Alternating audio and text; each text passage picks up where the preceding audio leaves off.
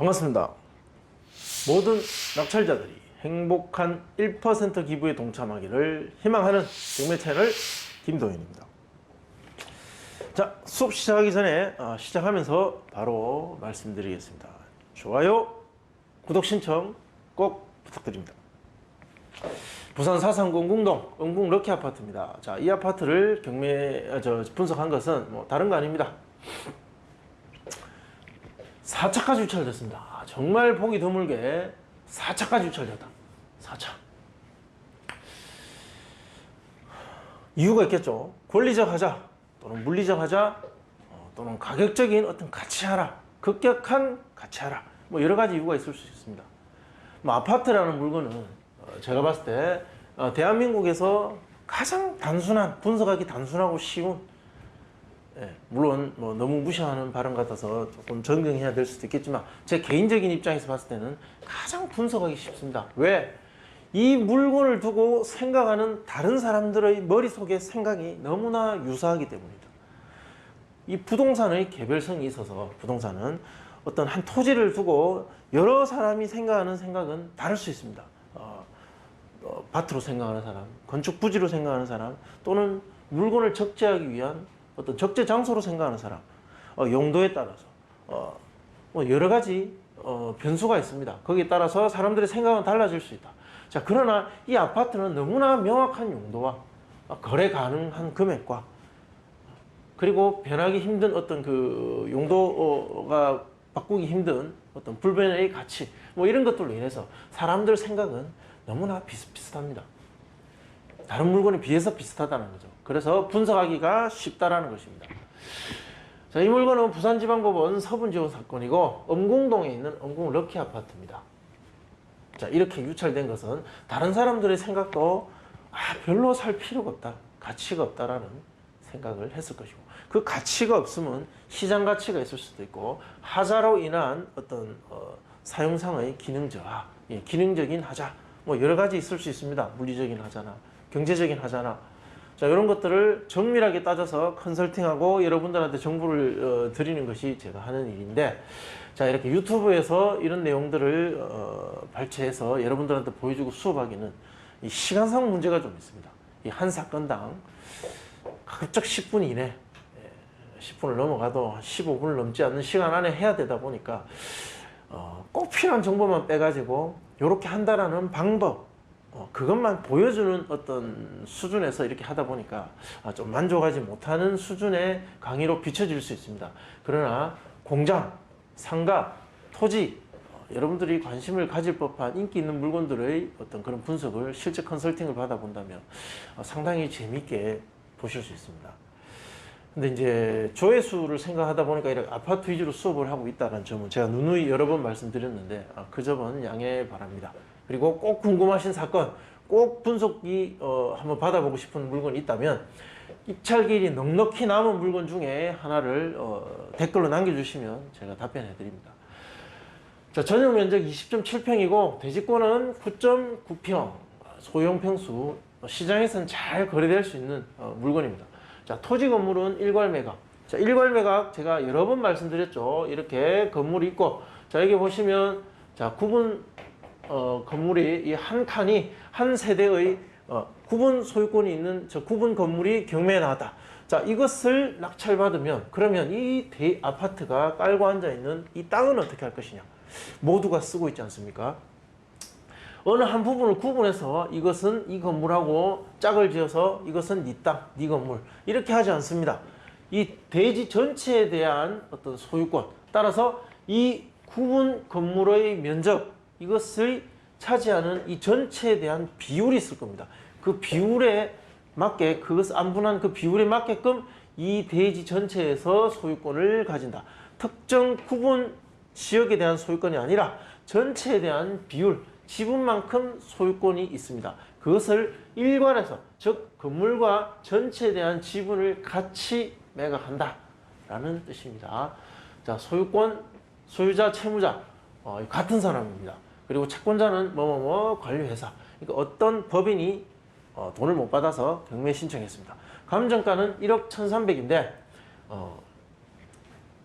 한번 유찰되고 또 유찰되고 또 유찰됐습니다. 현재 최저가는 6,700, 절반 가격입니다. 자, 한번 보겠습니다. 문건 접수 내용, 경매가 신청되고 흘러오는 과정에 어떤 특별한 이해관계자의 흔적, 낙찰자 입장에서는 주목해서 살펴보고 분석해야 될 흔적이 있는가를 살펴보면, 자, 보면 없습니다. 그냥 채권자의 변경이 있었습니다. 그래서 채권 승계한 그 승계인이 경매 절차, 승계 신청서, 그리고 뭐 계좌 변경 신청서, 뭐 이런 절차상에 나올 수밖에 없는 그들 법원과 채권자 간의 어떤 그 주고받는 서류들, 뭐 이런 것들 외에 낙찰자에게 중대한 영향을 줄 만한 그런 이해관계자의 흔적은 전혀 없습니다. 심지어 임차인 신고도 없습니다. 자, 그런데 자, 점유관계 조사서에 임차인 점유라고 되어 있습니다. 그럼 중요한 문제죠. 신고는 하지 않았는데 집행관은 임차인이 점유하고 있다고 합니다. 법원에 찾아와서 자기 발로 찾아와서 권리 신고는 하지 않았지만 찾아와 보면 임차인이 있다라는 겁니다. 자, 폐문 거주자를 만날 수 없었다. 자, 목적물 주소지로 전입 신고 열람을 해보니까 공 누구누구 세대, 즉 소유자의 세대는 아닌 성이 같은 어떤 공무뭐 세대가 전입돼 있다. 자, 점유 관계는 알 수 없다라고 되어 있습니다. 자, 그래서 매각 물권 명세서를 보니까 자, 공 누구누구 세대가 2001년 10월 22일 전입돼 있습니다. 자, 그거밖에 없습니다. 확정일자도 없고 법원에 와서 배당 요구도 없이 전입일만 빠른 어떤 세대가 있더라. 자, 그래서 법원에서 확인해 보니까 자, 권리 신고는 없고 임대차 관계도 불분명하다. 왜? 찾아와서 신고도 하지 않았고 찾아갔으나 사람은 없고. 자, 이 세대가 소유자의 형으로 담보대출 당시에 임대차 없이 거주 중이라는 소유자의 작성 임대차 현장 조사 확인서를 첨부했더라. 그런 내용을 채권자가 제출했다. 자, 채권자 입장에서는 자신의 채권 확보를 위해서, 자, 여기 보면 이겁니다. 근저당, 가장 빠른 선순위 근저당 2017년 10월 22일. 자, 이 가장 빠른 선순위 근저당, 이 이후에 있는 근저당, 임의경매 등기, 자, 이런 것들은 후순위로 전부 다 소멸됩니다. 물론 이 말소 기준 등기도 함께 전부 다 소멸된다. 자, 그런데 소유자 공 누구누구 2001년에 이 집을 샀고 2001년 10월 22일 날 집을 산 뒤 얼마 되지 않은 시기에 같은 성을 가진 사람, 이 사람이 누굽니까? 형이라고 하죠. 소유자가 세입자가 성이라고 하죠. 죄송합니다. 이 소유자가 형이고 그럼 이게 동생인가? 하여튼 형제 관계입니다. 자, 이 형제가 전임이 있다. 사실상 가족이죠. 가족입니다. 그러나 세대가 다르다면 또 임차인일 수도 있습니다. 그런 가능성이 있다는 거죠. 그러면 이 하자, 이 선순입니다. 살짝 바랍니다. 이 하자 때문에 과연 4차까지 유찰되는가? 저는 뭐 그렇게 보지 않습니다. 은행에 임차인이 아니라는 확인서까지 제출했다는 것은 임차인으로서 나는 내 대항력을 인정받아야 된다라는 그런 생각이 없는 것이고, 이 둘이 형제관계이기 때문에 어떤 결탁해서 그런 거짓 내용을 은행에 제출했을 수도 있습니다. 그런 가능성은 있지만 현실에 일반적으로 이러한 일이 있었을 때는 거의 그냥 무상으로 점유하고 있는 어떤 그런 형제관계의 어떤 무상 거주, 무상 임대차, 뭐 그런 상황이다. 그래서 인수할 보증금이 없는 그런 권리관계일 가능성이 아주 높다라고 말하는 것이 정확합니다. 자, 등기상 인수할 것은 없다. 관리비 연체 가능성이 있죠. 경제 상황이 좋지 않은 그런 세대가 무상 거주자가 살고 있다. 관리비 연체 가능성이 있습니다. 자, 이것도 꼭 확인해 보시고, 이 관리비가 과다하게 연체되면 명도에 영향을 주고, 명도에 영향을 받으면 결국 입찰가에 영향을 주게 됩니다. 따라서 얼마나 연체되어 있는지 정도는 확인해서 명도할 때, 자, 이 집을 명도할 때 어느 정도 영향을 받을 것인가, 불축의 손해가 생기지 않을 것인가 하는 정도의 분석은 해놓고 입찰하셔야 됩니다. 그래서 관리비 연체 확인해 보시고 각종 공과금도 관리비 포함인지 아닌지 확인해야 됩니다. 자, 임차인 관련해서는 공 누구누구 세대고 이 사람은 임차인이라고 법원에서 기재해놨고, 자, 소유자와는 형제관계고 채권자는 무상건주자라고 말하고 있습니다. 자, 그럼 명도 대상자는 이 임차인을 상대로 할 것이고 대항력이 있을 수도 있습니다.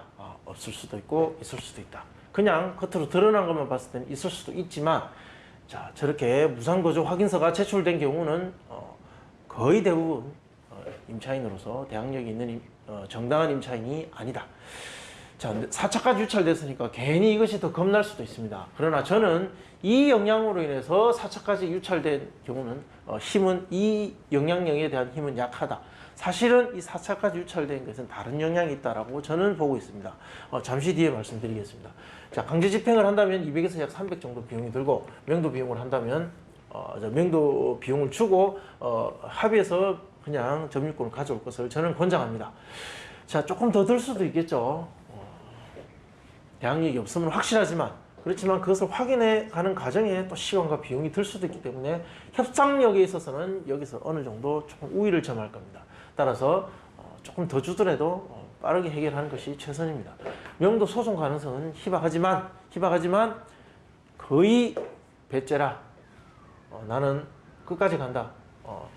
뭐 이런 막나가식의 어떤 그런 점유자라면 명도 소송 가능성도 약간은 있습니다. 자, 여기까지 가지 않기 위해서 아주 원활한, 아주 좋은 협상력을 발휘하셔야 될 겁니다. 자, 일단 시장 분석을 하겠습니다. 자, 권리적 분석은 여기인데, 이 권리적 내용이 낙찰가에 영향을 어느 정도 미칠 것이냐라는 것은 좀 더 정밀한 분석을 해봐야 되겠지만, 일단은 그 대항력 부분의 임차인은 사실상 아닌 것으로 보고 분석하겠습니다. 실제 선수들은 알고 있습니다. 그것이 큰 영향이 없다라는 거. 보면 호가는 1억 2천, 1억 4천, 1억 1,500. 자, 호가는 우리 물건은 2층이죠. 아주 저층이기 때문에 지금 현재 여기서 호가하고 있는 금액보다도 훨씬 낫다. 그리고 나중에 지도를 보시면 알겠지만 이 경매 나와 있는 이 2층은 옹벽이 있습니다. 옹벽. 이렇게 여기는 산입니다. 산. 옹벽이 있고 아파트가 이렇게 서 있습니다. 여기가 남향입니다. 그래서 앞베란다가 이쪽을 보고 있는데 뭐 한 5층, 6층까지는 거의 옹벽에 가려서 이 거리가 얼마 되지 않습니다. 햇빛도 잘 들어오지 않는 2층이다. 그래서 완전 인기가 없는 아주 물리적인 어떤 그런 하자를, 치명적인 하자를 안고 있는 물건입니다. 따라서 실제 이 아파트의 평균적인 거래 가격보다도 훨씬 더 낮은 가격이 실제 이 물건의 가치고, 거기서 또 떨어진 시세의 가치까지 반영되면 더 많이 유찰될 수 있다. 통상적인 건 3차 정도 낙찰될 수도 있지만 이것은 이런 물리적 하자까지 안고 있기 때문에 4차까지 간 것이 아닌가. 이 영향이 더 크지 이 약간 불편한 점유자의 영향 때문에 4차까지 간 것은 아니다라고 저는 봅니다. 인기 있는, 아주 대단히 인기 있는 물건 같은 경우에 그 정도의 어떤 그 점유적 불안한 한 요소를 가졌다고 해서 낙찰가에 큰 영향은 없습니다. 이것이 만약에 현재 높은 낙찰가와 약간 비이성적인 어떤 그 시장의 매수자들에 의한 영향을 받고 있는 일부 해운대 또는 동네 이런 쪽 시장의 아파트였다면 벌써 낙찰되고도 남았습니다. 자, 이 물리적 하자의 영향과 그것이 합쳐져서 더 유찰된 건 사실이지만 영향이 더 큰 건 이런 어떤 경제적 가치의 그리고 물리적 가치의 하락, 하자 이런 것이라고 저는 말씀드릴 수 있습니다. 자, 실제 물건의 가치는 1억 초반대 정도다. 자, 그러나 거래 사례를 보면 비슷합니다. 그러니까 거의 바닥 가격까지 와서 계속 유지되고 있다. 작년 거래 사례 보면 비슷합니다. 간혹 1억 3천대가 있지만 이런 것들은 뭐 인테리어 상태나 특이한 조건을 가졌을 것이고 대부분 1억 천, 1억 초반 이런 가격대입니다. 자, 감정가는 1억 3천배. 이거는 터무니없이 잘못된 가격이라고 봅니다. 이 물건 제가 봤을 때는 단기적 하락 아닙니다. 장기적으로 보합세 유지하면서 점점점 떨어질 가능성을 가지고 이어왔는데 왜 이렇게 감정됐는지는 한번 살펴봐야 되겠지만 이게 정말 잘못된 감정이라고 봅니다. 그리고 이 물건은 실제 현장 가보면 정말 햇빛 들어오지 않는 어떤 그런 겁니다. 현장 가지 않아도 됩니다. 다음 지도에 검색해서 로드뷰 보십시오. 하자가 큰 물건입니다. 자, 이 거래 가능 금액은 저는 9천에서 한 1억 사이라고 봅니다. 정말 낮게 한 1억 정도가 다른 세대와 비슷한 가치인데 여기서는 어떤 물리적 하자까지 있기 때문에 잘 받아봐야 한 9천만 원대 라고 저는 생각합니다. 자, 낙찰 사례 보면 응국럭키 아파트, 자, 전용 면적 25.4평과 응국럭키 20.7평 5월 달에 있었고 11월 달에 있었습니다. 이거 낙찰 경쟁률이 1대1이고 이건 8대1이었습니다. 이거 3차까지 갔고 이것은 2차까지 갔다. 즉 다른 라인에 다른 동의 다른 라인 정도라면 이렇게 2차, 자, 이 2차가 실제 시장 가치를 잘 반영하는 가격대일 겁니다. 그래서 2차에 경쟁이 실은 그냥 꼭 가져야만 되는 사람이 하나 들어가서 낙찰받은 것이고 3차까지 가면 8대1. 자, 인기는 많지 않겠지만 3차 정도 가면 가격적 매력이 아주 높아져서 그래도 8명 정도가 들어오는 정도의 어떤 시장 경쟁률은 보이고 있다. 자, 그러나 이 물건은 4차까지 유찰됐다. 아주 특이하게. 자, 이 4차는 감정가가 너무 높은 이유 하나. 자, 그리고 시장 가치가 떨어진 것도 하나. 자, 그리고 물리적 하자가 있는 거 하나. 자, 그리고 찝찝한 굳이 뭐 얽혀서 또 뭔가 골치 아프기 싫은 그런 약간 점유자의 비정상적인 점유자의 하자. 자, 이것이 가장 낮다는 거. 겉으로 보기에는 높아 보이지만 사실은 이것이 낮은 어떤 영향이고. 자, 나머지 세 가지가 아주 크다. 자, 감정가 1억 5,200, 1억 4,500일 때 거래 가능 금액은 이렇게 기록했었고 낙찰가는 이렇게 되었습니다. 낙찰가율은 93.6과 91.6%. 자, 이 가중 평균을 구하면 91.8% 정도 됩니다. 하한가 9,000을 적용하면 8,219만 원. 그대로 똑같이 상한가에 적용해보면 상한가 1억. 이 물건은 1억까지 받기 어렵습니다. 이거 사실상 제가 볼 때 시세는 9,000 정도입니다. 9,000. 자, 이 정도 가기는 어렵다. 그러나 일단 계산상으로는 9,100만 원 나옵니다. 자, 다른 사람 생각은 또 다를 수 있죠.